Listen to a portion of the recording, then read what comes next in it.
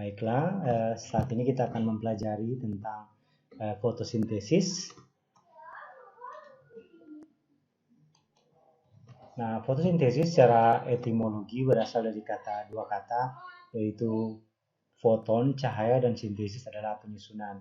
Secara sederhana, fotosintesis adalah konversi energi cahaya menjadi energi kimia, dan energi yang berasal dari cahaya matahari atau cahaya dalam paket-paket foton itu disimpan dalam bentuk ikatan-ikatan kovalen, ikatan C, pada molekul glukosa atau gula sebagai produk dari fotosintesis. Nah, proses fotosintesis itu dapat didefinisikan juga sebagai pembentukan bahan organik dari bahan anorganik dengan bantuan cahaya matahari dan berlangsung di klorofil. Secara sederhana, persamaan proses fotosintesis dapat kita lihat adalah CO2 tambah H2O menghasilkan CHO dan O2 atau 6 molekul karbon dioksida ditambah dengan 6 molekul air akan menghasilkan glukosa C6H12O6 tambah 6 oksigen.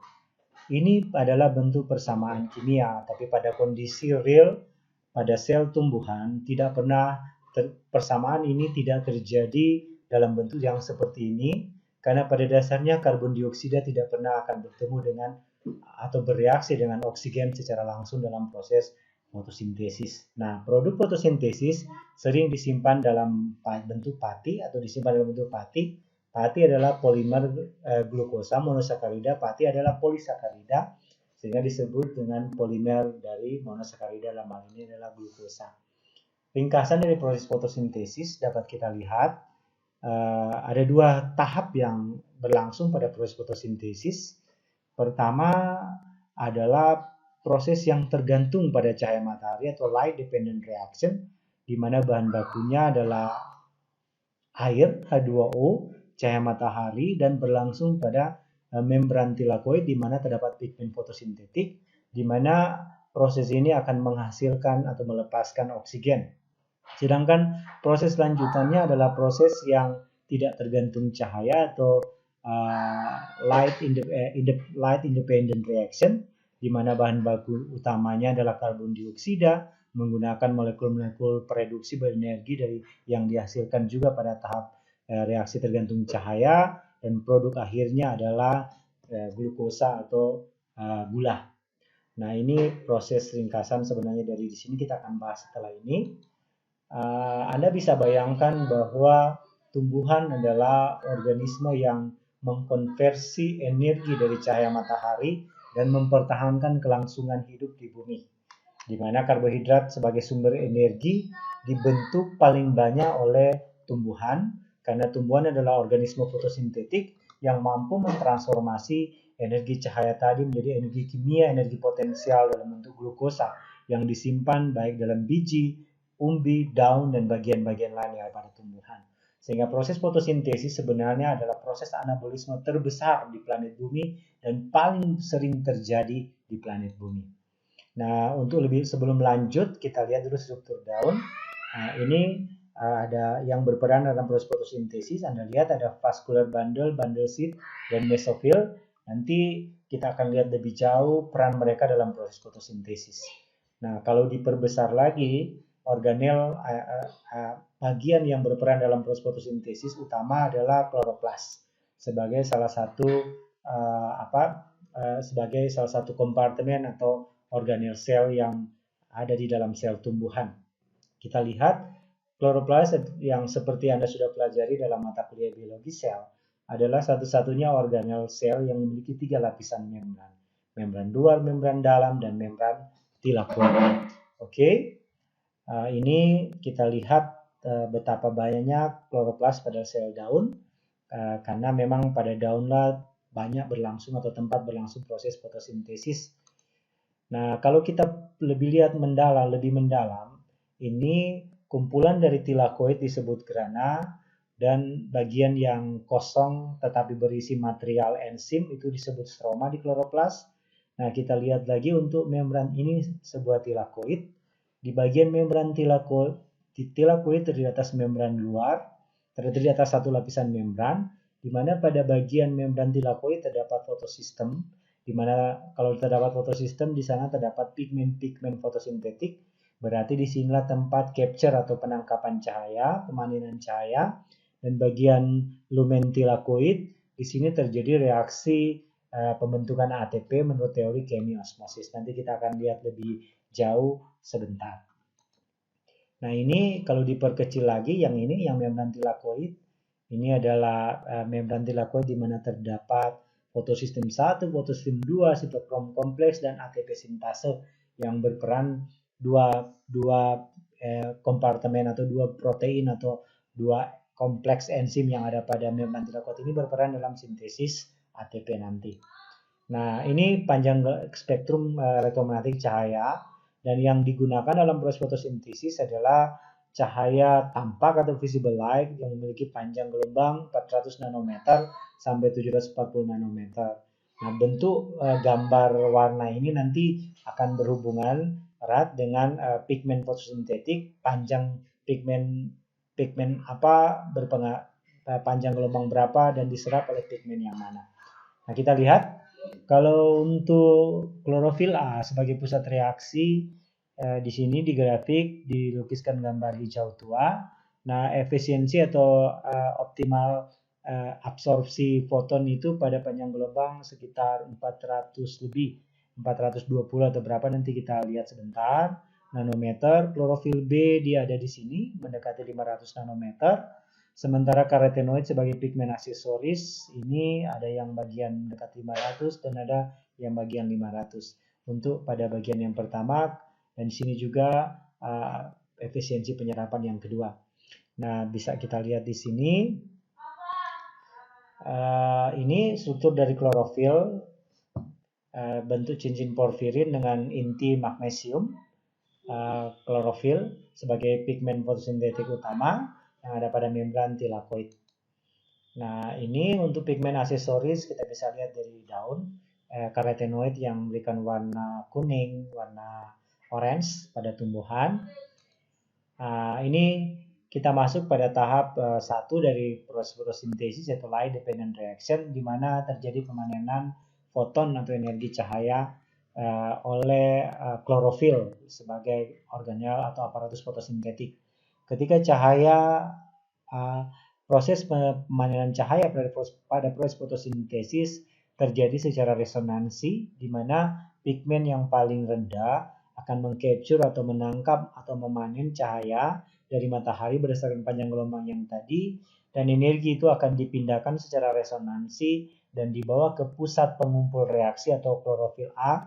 Nanti di sini akan digunakan untuk proses fotolisis nantinya. Nah, ini bisa kita lihat lagi.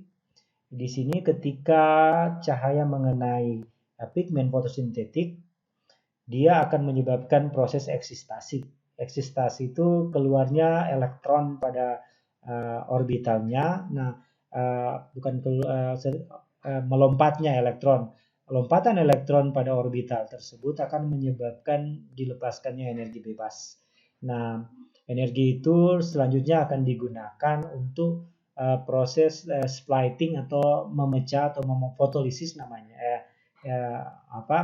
Lisis air akan memecah molekul air sehingga akan menghasilkan 2 proton dan 2 elektron dan setengah oksigen.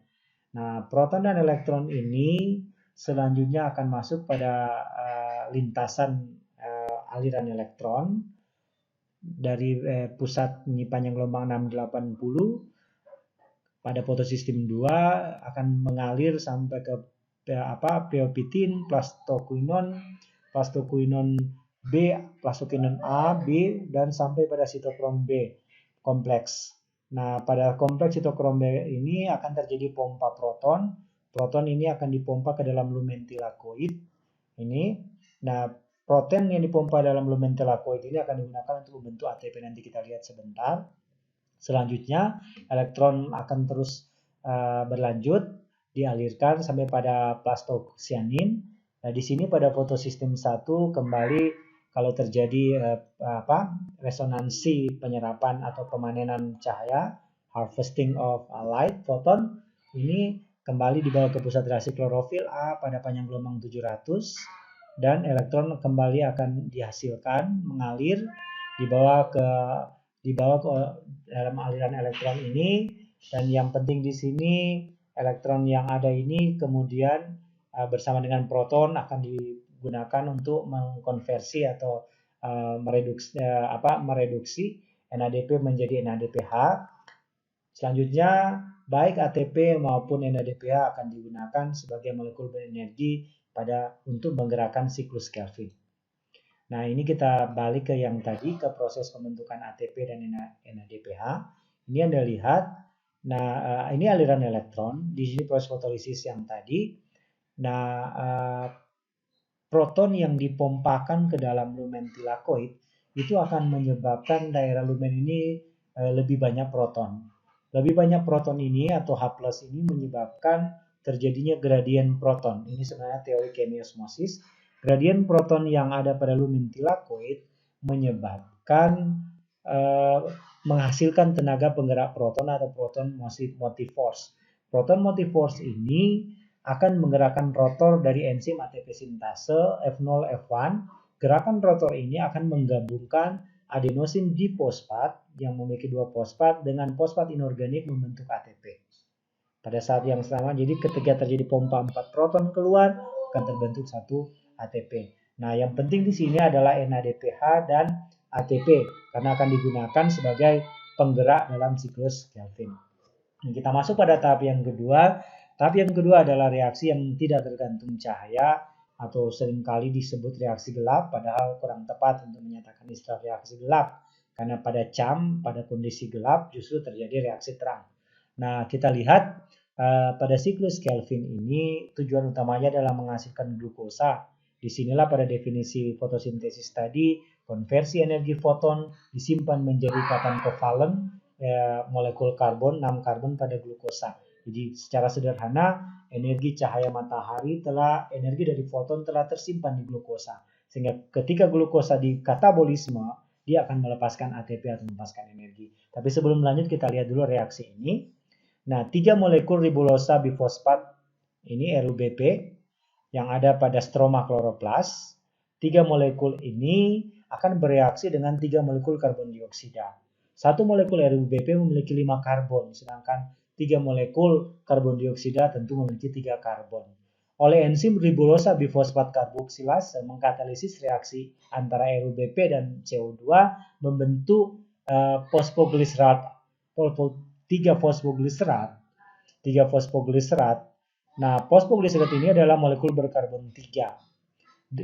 Jumlah yang terbentuklah adalah 6 molekul. Jadi Anda lihat di sini 3 kali 5, 15, tambah 3, 18. 6 kali 3, 18. C, kalau kita lihat C. Nah, berikut pada tahap yang kedua adalah tahap pembentukan atau tahap dehidrogenase dan kinase dan dehidrogenase.